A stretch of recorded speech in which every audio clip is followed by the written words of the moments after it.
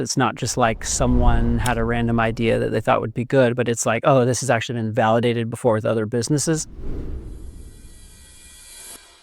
My name's Brandon Robbins. I'm in growth product at AirDNA. AirDNA supplies short-term rental data for people that are looking to buy an Airbnb. So think about finding the best markets and neighborhoods to invest in, and then finding properties and underwriting them and figuring out how much they can make in terms of Airbnb. When I came in, AirDNA was running experiments, but didn't really have anyone dedicated fully to building experimentation culture or building the velocity of how many tests we were running. A lot of the tests that we were running, like I'm seeing a few a month that we were doing. And then you think about Spiralyze, and if I remember right, I feel like we ran 15, 20 tests in our pilot period. And so we were kind of spinning out a lot more stuff and learning quickly and iterating fast and kind of chipping away even big things. It wasn't just tiny copy tweaks that we were doing. We were doing full hero redesign or like marketing page redesign, reg page redesign. It wasn't just copy tweaking and tinkering. So we were able to take some of those big swings alongside the feature work. It's kind of an interesting thing. If you think about testing without Spiralyze, it would obviously be data that you wouldn't have, and you're probably not going to be able to have the time or energy or whatever to go and collect it. And one of the hardest things to answer is confidence. Like, you might think the impact is going to be high, but how confident are you that the impact is going to be high? And so I think that that data can kind of, reinforce that conviction. When you think about the pilot period, we had